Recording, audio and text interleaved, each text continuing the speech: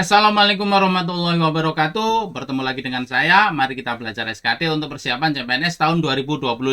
Hari ini kita akan belajar latihan soal. Oke, langsung saja kita bahas soal-soalnya. Soal nomor 1. Raihan, seorang ASN lulusan tahun lalu yang belajar SKD di Mantap. Saat masa persiapan SKD, ia disibukkan pekerjaan menjadi kasir di suatu minimarket.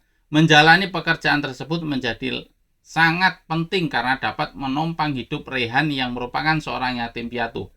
Kelas live Zoom SKD pun hanya diikuti ketika shift kerjanya tidak di waktu yang sama. Walau demikian, sebelum tidur malam, ia memaksa dirinya untuk lanjut mempelajari rekaman pembelajaran kelas Zoom yang tidak sempat diikutinya secara live. Ia pun senantiasa mengerjakan semua tryout dan latihan harian online di web yang disediakan bimbel pada waktu subuh hingga sebelum ia berangkat kerja. Akhirnya cerita manis lulus ASN pun didapatnya dengan perjuangan, keringat, dan air mata. Sikap integritas yang paling menonjol ditunjukkan oleh Raihan adalah Raihan sangat giat belajar dan rela bekerja keras. Bukan ini. B. Raihan disiplin dengan waktu kosong yang dimilikinya. Tidak menjelaskan tentang disiplin di teks. C. Raihan bertanggung jawab dengan semua beban kerjanya. Tidak fokus di tanggung jawab. Bukan. D. Raihan memiliki keyakinan untuk tidak menyerah pada keadaan. Tidak membahas tentang keyakinan dalam keyakinan untuk tidak menyerah pada keadaan. Tidak membahas itu. Raihan rela mengorbankan waktu tidur untuk belajar dan bekerja. Oh, juga bukan. Berarti salah analisis ini. Berarti kita lihat Raihan sangat giat belajar dan rela. Ini berarti menjelaskan ini. Raihan sangat giat belajar dan rela bekerja keras. Nah, ini bekerja keras. Di teks membahas tentang kerja kerasnya Raihan dalam bagaimana belajar. Di sambil belajar dia harus bekerja. Nah, berarti nomor 1 adalah yang A. Lanjut nomor 2. Tengku Halimah terhenyak saat menerima gaji suami yang tidak seberapa dan harus dipotong setengah. Saat itu sebagai Menteri Keuangan, Safruddin membuat kebijakan untuk memotong nilai uang menjadi setengahnya. Hal itu dilakukan karena negara sedang kesulitan dana. Kebijakan tersebut dikenal dengan gunting Safruddin. Kok tidak bilang-bilang, protes Tengku Halimah kepada suaminya. Namun Safruddin menjawab, kalau bilang-bilang tidak rahasia dong. Nah, kalau bilang-bilang tidak rahasia dong. Nah, ini. Kebijakan pemerintah yang ditandatangani Safruddin itu memang bersifat rahasia. Sikap integritas yang bisa diteladani dari Safruddin sesuai cerita di atas adalah ini bersifat rahasia. Nah, berarti ini tentang rahasia ini. A. Dalam membuat kebijakan harus mementingkan kepentingan rakyat. Ini benar, tapi konteks di narasi tidak mengarah ke situ. B. Seorang pejabat hendak membuat kebijakan dengan setara dan tidak berpihak. Itu benar, tapi tidak dinarasikan di soal.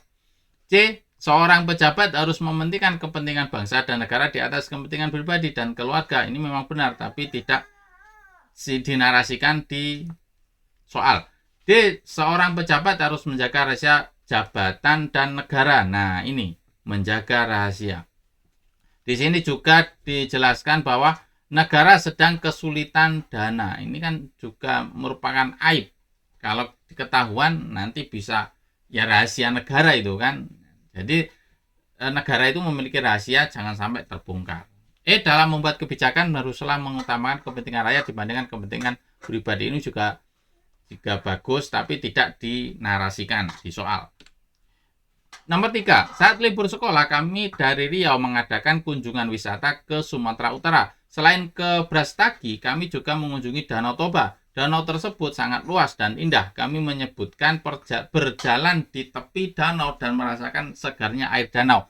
Teman kami menuliskan sebuah kalimat pada secari kertas. Kertas tersebut dimasukkan ke dalam botol dan siap dilemparkan ke tengah danau. Seorang warga lokal berteriak, "Unang, mambalong, kon, rapan, kurpak, bersineangan." Kami bingung dan saling berpandangan.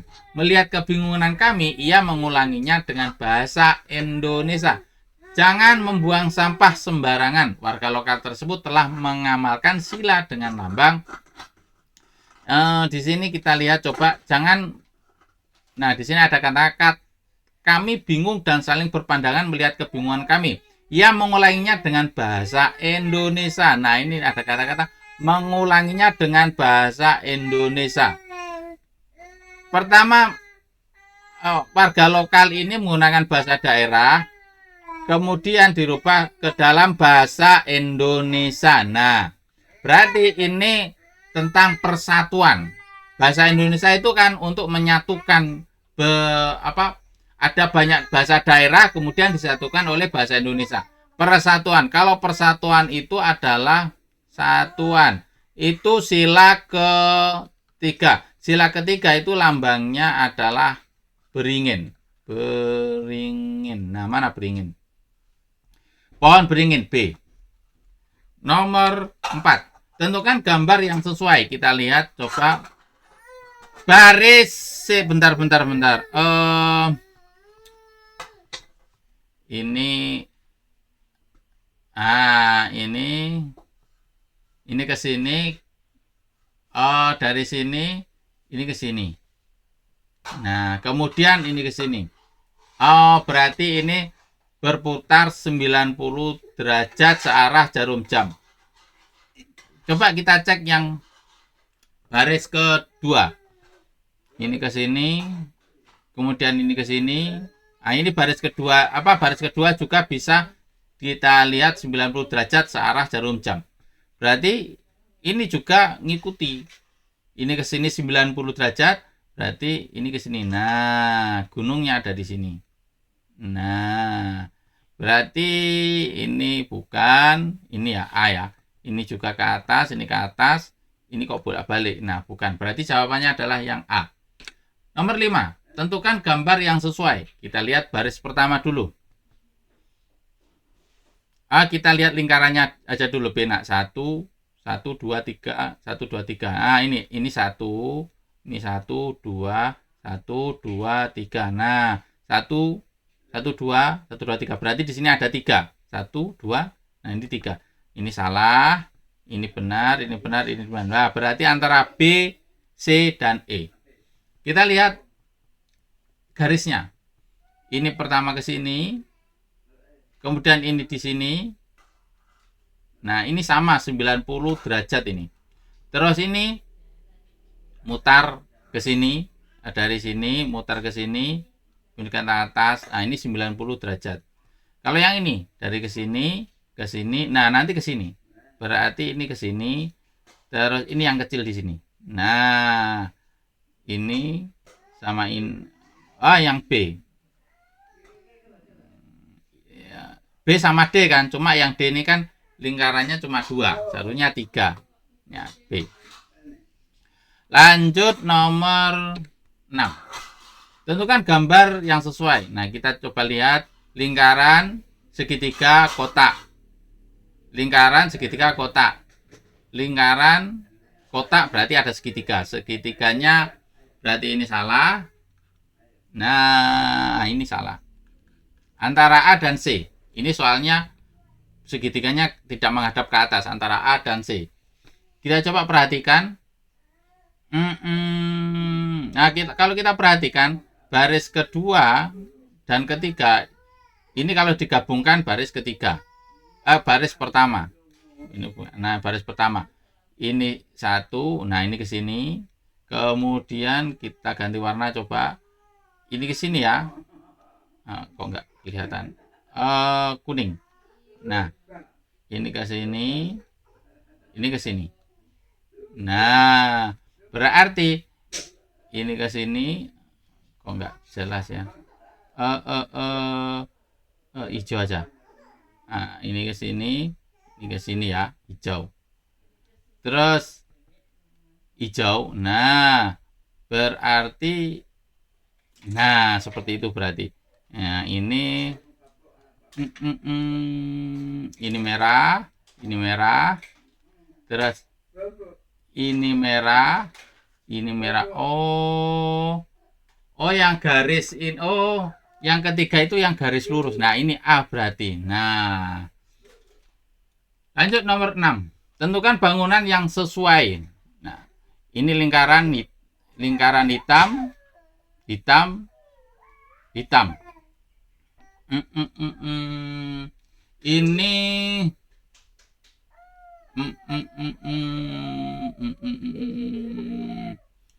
bentar. Ini sama ini kalau ditutup, ini salah ya, ini salah. Kemudian kalau ini kita fokus di sini, ya yang C. Namun kalau ditumpuk, ini harus berhadapan. Ini sama ini harus berhadapan. Ini sama ini harus berhadapan. Kalau di bawah di atas, berarti ini harusnya lingkaran hitam ada di sini. Kalau ini lingkaran putih, berarti kotak putih di sini. Ini salah ini. Ini salah. Kemudian yang D, nah ini harus ini berhadapan ini sama ini. Nah, tinggal A sama E. Kalau yang E kita tutup, terus kemudian ini ya, ini samping, terus ini ke sini. Ya ini benar ini benar. Tapi yang A juga benar. Benernya kalau ini dilihat dari sini, ini benar. Kalau diputar, ini benar juga ya. Tapi kalau tidak bergerak, yang E dari sini segitiganya. Tapi kalau diputar, A yang juga benar. Berarti ini juga benar yang A ini. Ya. Lanjut nomor 8. Sheila bekerja sebagai pelayan umum di kantor imigrasi. Seorang penyandang disabilitas datang untuk membuat paspor. Meskipun pelayanan khusus telah disediakan, penyandang disabilitas tersebut terlihat kebingungan. Nah, ini permasalahannya di sini. Disabilitas tersebut terlihat kebingungan. Sikap Sheila seharusnya adalah, ya ini harus dia sebagai pelayanan publik ya harus melayani yang disabilitas kebingungan tadi itu. A. Mendampingi ke bagian pelayanan khusus dan memastikan untuk mendapatkan pelayanan yang diperlukan. Ini bagus. B. Segera memberikan pelayanan pembuatan paspor kepadanya. Ini juga bagus solusi. C. Menunjukkan arah ke bagian pelayanan khusus untuk disabilitas. Menunjukkan arah masih bagusan yang A. Menghubungi petugas pelayanan khusus untuk disabilitas agar segera datang dan membantunya. Ini juga solusi ya. E. Mengarahkan penyandang disabilitas tersebut ke papan informasi dan menghubungi atasan. Ini solusi tapi kurang lah. Berarti antara A, B, D. Kalau yang A itu mendampingi ke bagian pelayanan khusus dan memastikan untuk mendapatkan, nah ini poin plusnya, memastikannya untuk mendapatkan layanan yang diperlukan. Nah, berarti ini poin 5-nya di A. Sedangkan poin 4-nya menghubungi petugas atau menunjukkan arah ke bagian pelayanan khusus untuk disabilitas. Nah, yang mana ini? Kira-kira menghubungi petugas pelayanan. Nah, ini mengunjungi petugas pelayanan khusus. Nah, pelayanan khusus untuk disabilitas agar segera datang dan membantunya. Nah, ini poin 4. Kemudian kalau yang C, menunjukkan arah ke bagian pelayanan khusus, ini hanya menunjukkan arah. Jadi, kurang lah. Terus yang B, segera memberikan pelayanan pembuatan paspor kepadanya. Nah, ini di sini. Di sini kenapa poinnya 2? Karena seorang penyandang disabilitas datang untuk membuat paspor melalui pelayanan. Nah, ini meskipun pelayanan khusus telah disediakan. Jadi pelayanan khusus disediakan untuk untuk disabilitas ini sudah ada. Jadi bukan bagian dia melayani, nanti malah merubah sistem nanti. Nah, ini poinnya 2. Kalau mengarahkan penyandang disabilitas tersebut ke papan informasi, ini kurang baik. Ini poinnya 1. Nomor 9. Setelah satu anggota tim Anda yang memiliki segudang pengalaman dalam bidang proyek seringkali menolak ide-ide baru yang diajukan oleh anggota tim yang lebih muda. Hal tersebut menyebabkan dinamika tim menjadi kurang harmonis. Sikap Anda sebagai ketua tim adalah ini permasalahannya yang senior itu pengalamannya banyak, kemudian mengabaikan pendapat atau ide-idenya yang muda. Ya berarti ya harus dikolaborasikan, rapat, diskusi bareng. Ini solusinya. A. Meminta anggota tim yang lebih muda untuk lebih menghargai pengalaman anggota tim yang senior. Ini bukan. B. Mengadakan pelatihan untuk meningkatkan kemampuan komunikasi antar anggota tim. Ya memang, tapi bukan ini. Memberikan tanggung jawab yang lebih besar kepada anggota tim yang senior. Bukan juga. Mengadakan pertemuan dengan kedua pihak untuk mencari solusi bersama. Mengadakan pertemuan dengan kedua pihak. Nah, ini poin 5-nya. E. Meminta anggota tim senior untuk bisa menghargai anggota tim yang junior. Nah, berarti poin 5-nya adalah yang D. Poin 5. Poin 4-nya mengadakan pelatihan untuk meningkatkan kemampuan komunikasi antar anggota. Nah, agar ini kan permasalahan komunikasi bisa diatasi dengan masalah komunikasi kan. Nah, kita buat komunikasi agar yang muda, yang junior bisa berkomunikasi, bisa ada keterbukaan. Ini poinnya 4. Yang C, memberikan tanggung jawab yang lebih besar kepada anggota tim yang junior. Oke lah, ini 5 lah. Ini minus ya sebenarnya. Minus. Terus meminta anggota tim yang lebih muda untuk menghargai. Ini menghargai. Nah, ini 2. Meminta anggota tim senior untuk bisa menghargai anggota tim. Nah, kalau masalah menghargai ya junior menghargai senior, no. Ini meminta senior menghargai junior ya kebalik ini 1. Nomor 10. Nabila bekerja di bagian divisi keuangan perusahaan. Saat sedang rapat efisiensi pengeluaran, Nabila dan atasannya memiliki pandangan berbeda. Atasan Nabila sangat yakin dengan idenya, sedangkan Nabila merasa ada risiko besar jika pendapat atasan dijalankan. Nabila merasa ada risiko besar jika pendapat atasan dijalankan. Sikap Nabila seharusnya adalah berarti pimpinan dan kita Nabila khawatir dengan proyek tersebut. Nah, tapi kita kan masih berasa nggak, sedangkan Nabila merasa ada risiko. Berarti ada kemungkinan. Berarti kan belum itu kan, belum pasti kan. Nah, kalau hal seperti ini kita harus membicarakan pada pimpinan, bukan rapat, tapi memberitahu pimpinan. Yang penting ada keterbukaan. Kalau membuat rapat, ya kita siapa? Kita bawahan kok. Jadi memberitahukan ke pimpinan. Resikonya dijabarkan secara menjabar. Nah, terus kemudian tanggapannya pimpinan, ya terserah nanti mau dilanjut atau tidak. Terserah, itu urusannya pimpinan. Kita sebagai bawahan yang memberitahu, ini loh kelemahan, ini. Itu melaporkan bagian-bagian yang dirasa negatif gitu loh. A. Mengikuti ide dan pendekatan atasan dengan senang hati. Oh, bukan ini. Melakukan pendekatan yang menurut Nabila paling tidak berisiko dan memberitahu atasannya belakangan jika berhasil. Juga bukan. Menghindari proyek tersebut. Nah, ini malah menghindari proyek tersebut agar tidak perlu berurusan dengan perbedaan pendapat. Ini juga nggak bagus.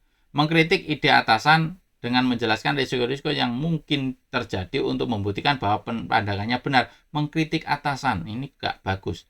Berbicara terbuka dengan atasan mengenai kekhawatiran Nabila dan mencoba mencari solusi bersama. Nah, ini mencari solusi bersama.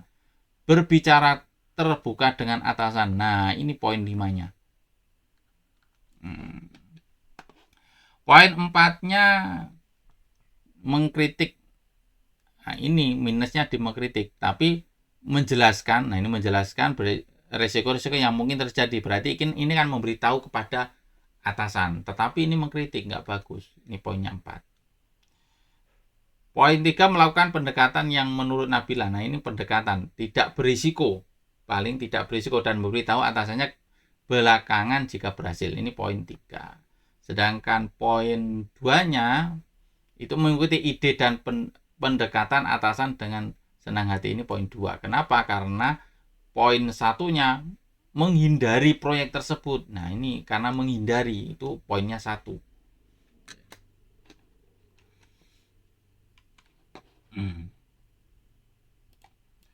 10 soal sudah kita bahas, semoga bermanfaat. Semoga di tahun ini kita lolos PNS. Al-Fatihah. A'udzubillahi minasyaitonir rajim. Bismillahirrahmanirrahim. Alhamdulillahirabbil alamin arrahmanir rahim maliki yaumiddin. Iyyaka na'budu wa iyyaka nasta'in. Shiratal ladzina an'amta 'alaihim ghairil maghdubi 'alaihim. Amin. Terima kasih. Saya akhiri. Assalamualaikum warahmatullahi wabarakatuh.